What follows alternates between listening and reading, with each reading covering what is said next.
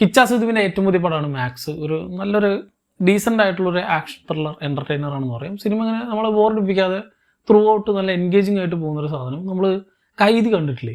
കൈദിയുടെ അതേ പ്ലോട്ട് തന്നെയാണ് ഇതിൽ. ഈച്ച കോപ്പി എടുത്ത് അതേപോലെ തന്നെ പേസ്റ്റ് ചെയ്ത് വെക്കലല്ല, കുറേയൊക്കെ വ്യത്യാസങ്ങൾ വരുത്തി അതിനെ മിമിക് ചെയ്യാൻ പറ്റാത്ത രീതിയിൽ നമുക്ക് വേറെ എൻ്റയർലി ഡിഫറെൻ്റ് ആയിട്ടുള്ള സിനിമ കണ്ട് എന്ന രീതിയിൽ എക്സ്പീരിയൻസ് ചെയ്യാൻ പറ്റുന്ന ഒരു സാധനം തന്നെയാണ്. കാരണം ഒരു പോലീസ് സ്റ്റേഷനും അതുമായി ബന്ധപ്പെട്ടുള്ള കാര്യങ്ങൾ തന്നെയാണ് സിനിമ ചർച്ച ചെയ്യുന്നത്. ഒരു ഒറ്റ രാത്രി ഒരു പോലീസ് സ്റ്റേഷനിൽ നടക്കുന്ന കാര്യങ്ങൾ.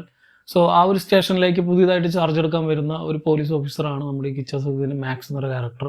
സോ ആൾ വരുന്ന ആ ഒരൊറ്റ രാത്രി എന്താണ് അവിടെ നടന്നിട്ടുള്ളത് എന്നാണ് സിനിമ കാണിച്ചു തരിക. ആൻഡ് നമ്മൾ ഈ സിനിമയുടെ ട്രെയിലറിൽ കാണുന്ന പോലെ തന്നെ ഈ സിനിമ പല പല നറേഷൻ ഒരേ സമയത്ത് ഇങ്ങനെ പോകുന്നുണ്ട്. അതുകൊണ്ട് ഈ സിനിമ എൻഗേജിങ് ആയിട്ട് പോകുന്നുണ്ട്. കാരണം അല്ലെങ്കിൽ നമുക്കിപ്പോൾ പക്ക കൈദിയുടെ അതേ റെഫറൻസ് ആണെന്ന് പറയാം. കൈദിയിൽ നമ്മളിപ്പോൾ ഈ സ്റ്റേഷനിലുള്ള കാര്യങ്ങളും അതേപോലെ തന്നെ ഇപ്പോൾ കാർത്തിയുടെ ആ ഒരു ക്യാരക്ടർ ചേസ് ചെയ്ത് പോകുന്നു, അങ്ങനെ രണ്ടും പാരലായിട്ട് അങ്ങോട്ടും ഇങ്ങോട്ടും കാണിച്ചു പോകുന്നുണ്ടെങ്കിൽ ഇവിടെ ഇതേപോലെ ഒരു അറ്റ്ലീസ്റ്റ് ഒരു 4-5 സ്ഥലത്തെങ്കിലും ഒരേ സമയത്ത് പല സ്ഥലങ്ങളായിട്ട് പല ഇൻസിഡൻസ് ഇങ്ങനെ നടക്കുന്നുണ്ട്. സോ ഇതെല്ലാം കൂടി ഇങ്ങനെ ഒരുമിച്ച് ടൈപ്പ് ചെയ്ത് കൊണ്ടുപോയിട്ടാണ് ഈ സിനിമ ഇങ്ങനെ പോകുന്നത്. അതുകൊണ്ട് തന്നെ സിനിമ തുടക്കം മുതൽ അവസാനം വരെ ഭയങ്കര ഫാസ്റ്റ് പേസ്ഡ് ആണ്, ഭയങ്കര ത്രൂ ഔട്ട് എൻഗേജ്ഡ് ആയിട്ടാണ് സിനിമ പോവുക.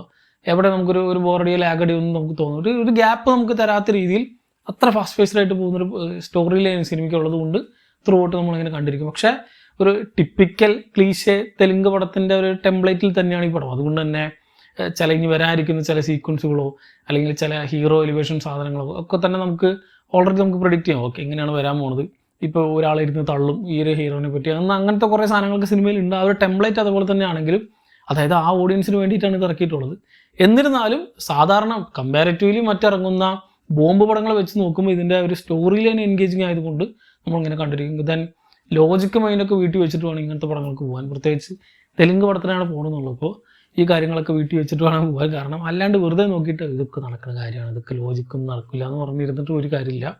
സോ ലോജിക്ക് നോക്കണവർ വീട്ടിലിരിക്കുക, അല്ലാത്തവർക്ക് ഒരു നല്ല ഡീസൻ്റ് ആയിട്ടുള്ളൊരു ആക്ഷൻ ത്രില്ലർ എൻ്റർടൈനർ തന്നെയാണ്. ഇപ്പോൾ ഒരു പക്കാ കൊമേഴ്ഷ്യൽ പടം എല്ലാ ചേരുവകളിലും ഉണ്ട്. ഇപ്പോൾ ഈവൺ ഐറ്റം ഡാൻസ് വേണമെങ്കിൽ ഐറ്റം ഡാൻസ് ഉണ്ട്, അങ്ങനത്തെ എല്ലാ സാധനങ്ങളും ഇതിലുണ്ട്. സോ ഒരു പക്കാ കൊമേഴ്ഷ്യൽ എൻ്റർടൈനറാണ്. ഈ പറഞ്ഞ പോലെ ടെംപ്ലേറ്റിൽ അങ്ങനത്തുള്ള എല്ലാ ചേരുവകളും ഒരേപോലെ മിക്സ് ആക്കിയിട്ടാണ്. എന്നാലും സ്റ്റോറി ലൈനിന് കുറേ ഇമ്പോർട്ടൻസ് കൊടുത്തിട്ടുണ്ട്. സ്റ്റോറി ഒരിക്കലും നമുക്ക് വിട്ടുപോകില്ല. ഒരു സിനിമ കണ്ടിറങ്ങി വരുമ്പോൾ ഒരു ലൂപ്പെൻ്റ് പോലും കൊടുക്കാതെ, അല്ലെങ്കിൽ വെറുതെ ഒരു ത്രെഡ് വെറുതെ കൊടുത്തു വിട്ടു, അല്ലെങ്കിൽ സിനിമയിൽ വന്ന ഡയലോഗ്സൊക്കെ അല്ലെങ്കിൽ കാണിച്ചിരിക്കുന്ന സീക്വൻസുകളൊക്കെ തന്നെ ചിലതൊക്കെ വെറുതെ വിട്ടല്ലോ എന്ന് നമുക്ക് തോന്നാത്ത രീതിയിൽ എല്ലാം ഇൻ്റർ കണക്റ്റഡ് ആയിട്ട് എല്ലാത്തിനും ഒരു പ്രോപ്പർ കൺക്ലൂഷൻ കൊടുത്തിട്ട് സിനിമ അവസാനിപ്പിക്കുന്നുണ്ട്.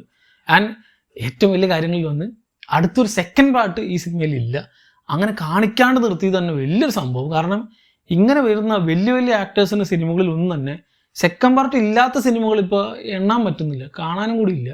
എന്തൊക്കെ പറഞ്ഞാലും അവസാനം കൊണ്ട് സീക്വൽ വരുന്നു. ഇപ്പോൾ ഇത് കഴിഞ്ഞിട്ട് ഇതിൻ്റെ ക്രെഡിറ്റ് കഴിഞ്ഞിട്ടില്ല, തിയേറ്റർ സ്ക്രീൻ ഓഫ് ചെയ്തു, അപ്പോൾ ഇല്ല എന്നാണ് എൻ്റെ ഉറപ്പ്. സോ അതും ഭയങ്കര സാറ്റിസ്ഫൈങ് ഫീൽ തന്നെയായിരുന്നു.